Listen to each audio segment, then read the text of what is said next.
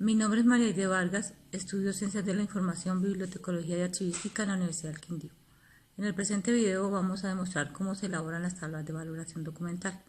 En las primeras diapositivas encontramos las leyes, decretos, resoluciones y circulares que nos son el apoyo para la elaboración de las tablas de valoración. ¿Cuál es el proceso que debemos seguir? Primero, la identificación de fondos acumulados.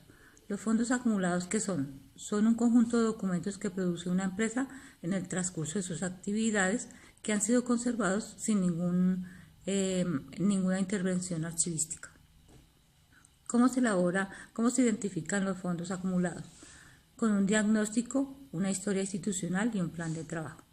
¿El diagnóstico cómo se elabora? A partir de la última reestructuración que ha tenido la empresa. Se revisan los aspectos administrativos, cuál es el archivo, cómo se denomina, dónde está ubicado, cuál ha sido su estructura orgánica. Se revisa también la infraestructura, dónde está ubicado, cuáles muebles son los que lo soportan, el tipo de material que existe, si está deteriorado o no. Luego se hace una medición en metros lineales de la cantidad de documentos que se van a intervenir para así mismo demostrar cuánto personal es el que se requiere para la intervención. Para levantar esta información existen unos documentos, unos formatos que ha establecido el Archivo General de la Nación y que permiten identificar claramente cuáles son las actividades que deben seguir. Luego se hace la reconstrucción de la historia institucional. Se tiene en cuenta el principio de procedencia, cuáles son las fuentes primarias y las fuentes secundarias de la documentación, cuáles son los antecedentes de la institución, cuáles son sus decretos, leyes, cómo fue organizada esa entidad y cuáles son los cambios administrativos, orgánico-funcionales que ha tenido durante toda su creación. De igual manera, se debe tener en cuenta los manuales de procedimientos, los manuales de funciones, también las actas de comités para levantar toda la información. El Archivo General de la Nación propone dos instrumentos que son muy útiles para el levantamiento de esta información. Propone una línea del tiempo donde identificamos cuándo fue creada y cómo ha ido transcurriendo el cambio que ha tenido la empresa durante todos estos años. Luego se elabora un plan de trabajo.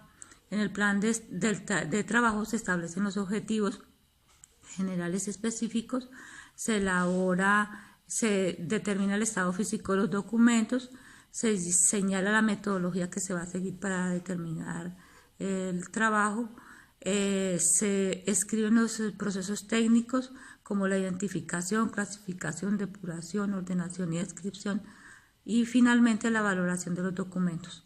Luego se elabora un borrador que es el que va a servir de base para la tabla de valoración. Las etapas que se deben seguir son la identificación y clasificación, la recopilación de la información, la descripción y el análisis final.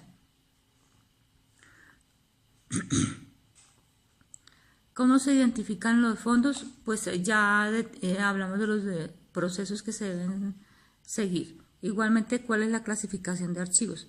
Los archivos se clasifican por su órgano productor, por su estructura orgánica y por las series que ya ellos han tenido durante el proceso, que son series que se deben analizar para saber cuáles son las más importantes y que deben continuar.